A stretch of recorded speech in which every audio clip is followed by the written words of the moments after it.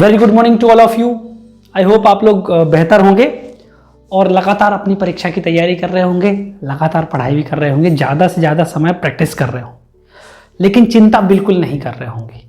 सो उम्मीद है कि आप विदाउट एनी टेंशन अपनी पढ़ाई को आगे जारी रख रहे होंगे और बीच बीच में थोड़ा एंजॉय भी कर रहे होंगे, अपनी छोटी छोटी सक्सेस को भी एंजॉय कर रहे होंगे। सो आइए अब हम जानने वाले हैं आज मोलैलिटी को। सो हमने प्रीवियस वीडियोज़ में नॉर्मेलिटी, मोलैरिटी पढ़ ली है। आज हम मोलैरिटी समझेंगे और उसके बाद फिर तीनों को कंपेयर करेंगे। हो सकता है मोलैलिटी और मोलैरिटी में भी डिफरेंस करें।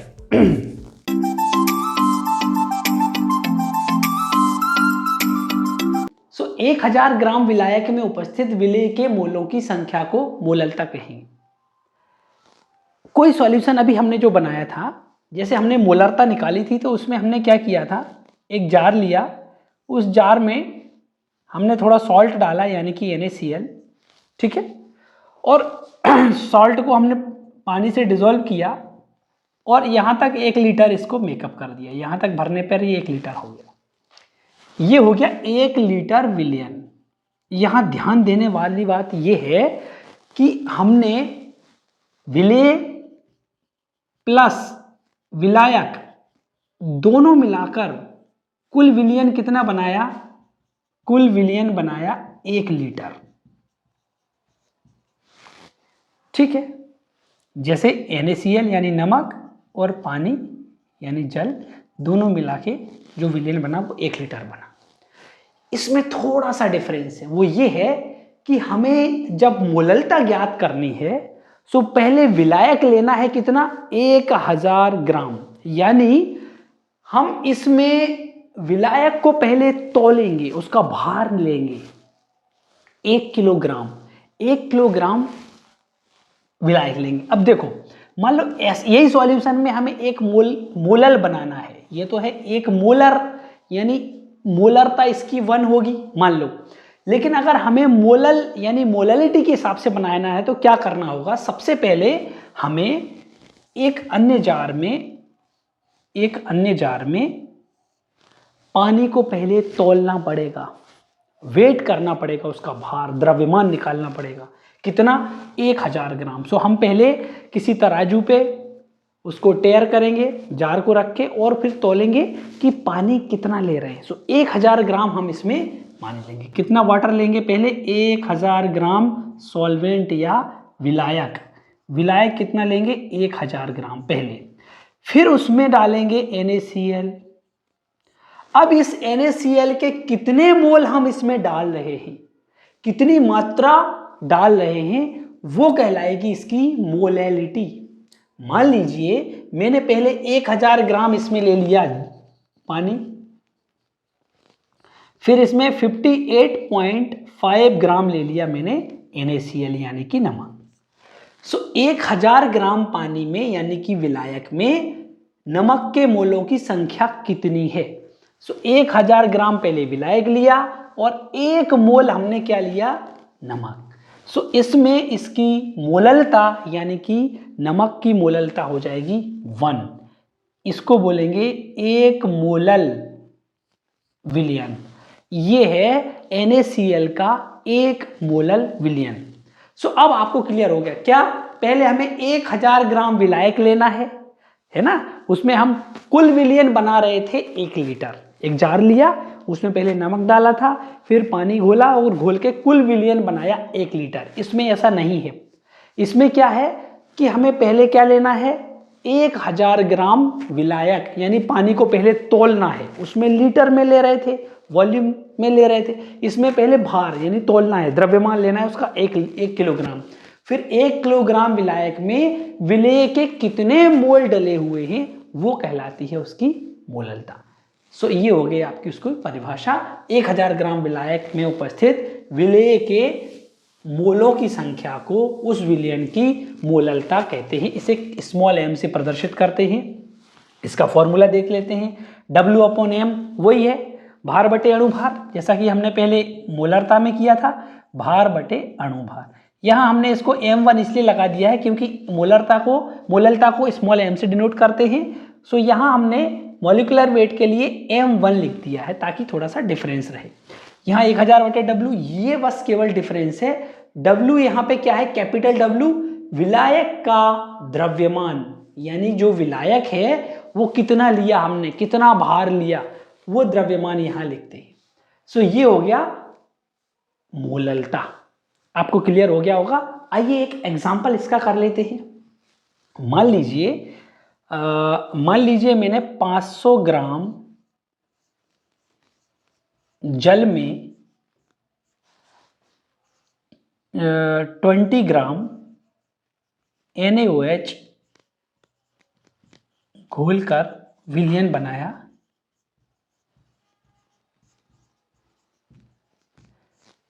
विलयन की मोललता ज्ञात कीजिए। ठीक है, अब फॉर्मूला क्या है, W/m1। तो भार कितना लिया हमने विलेय का, 20। सो हम लिख लेंगे 20, है ना, हम मोललता निकाल रहे हैं। m1 यानी अणुभार, तो NaOH का ही हमें क्या चाहिए, अणुभार। NaOH का अणुभार कितना होता है, आपको निकाल के बताया था, Na का 23, ऑक्सीजन का 16 और हाइड्रोजन का 1, यानी टोटल हो गया 40। सो नीचे आ जाएगा 40 इंटू, ऊपर फॉर्मूले में है 1000 और नीचे आ गया आपका कैपिटल W। कैपिटल W क्या है, विलायक का द्रव्यमान। सो विलायक का द्रव्यमान हमने कितना लिया था, 500 ग्राम, यहाँ ml नहीं है, 500 ग्राम। तो ग्राम में है विलायक का द्रव्यमान 500। ठीक है, सो ये हो गया आपका, नीचे आ जाएगा 2, है ना, 500 से ये 2 कट जाएगा, ठीक है, और 2 से 2 कट जाएगा, आंसर आ जाएगा 1। यानी कि इसकी मोललता कितनी हो जाएगी, m=1। ये हो जाएगा 1 molal solution of sodium hydroxide. So इस तरीके से आप मोललता निकाल सकते हैं। आइए जानते हैं थोड़ा सा डिफरेंस मोलरता और मोललता में, जो कि ज़्यादातर पूछा जाता है किताबों में जो दिया रहता है, या शॉर्ट में उसको समझ लेते हैं, फिर मैं आपको एक तरीके से बेहतर बता दूंगा, उससे आपको लाइफ टाइम याद रहेगा। मोलरता 1 लीटर विलयन में उपस्थित विलेय के मोलों की संख्या, और मोललता 1000 ग्राम विलायक में उपस्थित विलेय के मोलों की संख्या। ये 1 लीटर कुल विलयन है, और इसमें पहले 1000 ग्राम विलायक लेते हैं, फिर कितने मोल उसमें विलेय के मिलाते हैं। इसकी इकाई मोल प्रति लीटर होती है, मोल लीटर इनवर्स भी बोलते हैं इसको, मोल प्रति लीटर या मोल लीटर इनवर्स। इसकी इकाई होती है मोल प्रति किलोग्राम, क्योंकि इसको हम 1000 ग्राम मतलब पहले विलायक को केजी में लेते हैं, इसलिए इसकी इकाई होती है मोल प्रति किलोग्राम। ठीक है, ये ताप बढ़ाने पर घटती है और ये ताप से प्रभावित नहीं होती।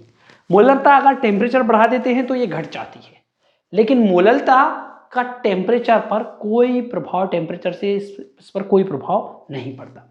अब आइए जान लेते हैं कि इसमें और इसमें मेन डिफरेंस क्या है, प्रैक्टिकली देख लेते हैं। अगर मैं कहूं कि मुझे 1 लीटर मोलर सॉल्यूशन बनाना है या 1 मोलल सॉल्यूशन बनाना है, तो क्या डिफरेंस रहेगा। मान लीजिए एक जार है ना, और एक जार इधर है, ये जार, यहां तक इसमें 1-1 लीटर के मार्क हैं दोनों में, 1 लीटर और 1 लीटर। अगर हमें किसी पदार्थ का, मान लीजिए मैं यहाँ NaOH ले लेता हूँ, यहाँ भी NaOH ले लेता हूँ, और मुझे NaOH का 1 मोलर और यहाँ 1 मोलल सॉल्यूशन बनाना है NaOH का। इसके लिए मुझे क्या करना पड़ेगा, पहले NaOH का 1 मोल लेंगे हम, 1 मोल NaOH यानी 40 ग्राम, 40 ग्राम, इसका अणुभार 40 ग्राम है, 40 है, सो इसको 40 ग्राम लेंगे तो वो 1 मोल NaOH कहलाएगा, मोलों की संख्या उसमें 1 हो जाएगी। सो 1 मोल यानी 40 ग्राम लेंगे, 40 ग्राम NaOH हमने इसमें डाल दिया, 40 ग्राम NaOH इसमें डाल दिया, फिर हम इसमें पानी लेंगे और पानी से इसको घोल देंगे, पूरा डिजोल्व हो जाएगा, और इसको कहाँ तक भर देंगे, 1 लीटर तक। अब यहाँ आप ये देखिए कि कुल आयतन इसका कितना हो गया, 1 लीटर, जिसमें NaOH भी है और H2O भी है, यानी पानी भी है। ये इस 1 लीटर कुल विलयन में उपस्थित विलेय के मोलों की संख्या है 1। सो ये सॉल्यूशन कहेगा 1 मोलर विलयन, ये कहलाएगा 1 मोलर विलयन। अगर इसको 1 मोलल सॉल्यूशन, 1 मोलल बनाना है तो क्या करना पड़ेगा, पहले हमें 1000 ग्राम 1000 ग्राम, मतलब तोलना पड़ेगा। पहले पानी को वेट करेंगे, 1000 ग्राम पानी इसमें डालेंगे, वो जहां तक भी होगा डेंसिटी सेम होने के कारण 1 ml और 1 ग्राम बराबर ही होता है। यहाँ पे क्या होगा कि 1000 ग्राम हम पहले पानी को तोलेंगे, फिर हम उसमें डालेंगे 40 ग्राम NaOH। जब हम 40 ग्राम NaOH इसमें और ऐड करेंगे, 40 ग्राम NaOH, तो यहां तक जो भरा था 1 लीटर तक, ये थोड़ा और ऊपर तक भर जाएगा क्योंकि 40 ग्राम भी आयतन घेरेगा। सो 1000 ग्राम तो लिया था हमने जल और इसको 40 ग्राम NaOH, तो 1040 दोनों मिला के हो जाएंगे लगभग 1040 ग्राम। यहाँ जबकि टोटल मिला के कुल विलियन कितना हो रहा था, 1 लीटर। यहाँ पर अगर हम देखेंगे तो डेंसिटी पे डिपेंड करता है, क्योंकि पानी की डेंसिटी लगभग 1 ml और 1 ग्राम बराबर होता है, इसलिए 1 लीटर यहाँ था। अगर मान लीजिए कोई बहुत ज़्यादा डेंस है, जैसे H2SO4 है ना, या ग्लिसरॉल है, तो वो 1 किलोग्राम केवल यहाँ तक ही भरेगा। उसमें जितने मोल हम विलेय के डालेंगे वो कहलाएंगे उसके मोलल, यानी वो कहलाएगी उसकी मोलैलिटी। सो यहाँ हमें केवल एक डिफरेंस ध्यान रखना है कि 2 जार हैं, 1 जार में अगर हमें 1 मोलर बनाना है तो कुल विलियन का जो आयतन होगा वो 1 लीटर होगा, और यहाँ अगर हमें 1 मोलर बनाना है तो पहले 1000 ग्राम हम विलायक को तोलेंगे जिसमें घोलना है, उसको तोलेंगे, फिर उसमें कितने मोल हम विलेय के ऐड कर रहे हैं उन मोलों की संख्या कहलाएगी मोलैलिटी। सो ये एक डिफरेंस आपको मेन याद रखना है। सो ये था मोलरता और मोललता में डिफरेंस। मैंने ये तीनों जो डेफिनेशन है आपको क्लियर कर दी हैं। इससे संबंधित कोई भी क्वेरी है तो आप मुझे ज़रूर करिएगा कमेंट बॉक्स में। नेक्स्ट हम और अच्छे टॉपिक ऐसे लेंगे जो कि आपको कठिन लगते हैं, समझने में कोई प्रॉब्लम आती है, सो हम उसको भी जल्दी सॉल्व करेंगे। आप अपनी पढ़ाई को जारी रखिए, मिलते हैं नेक्स्ट वीडियो में, तब तक के लिए नमस्कार।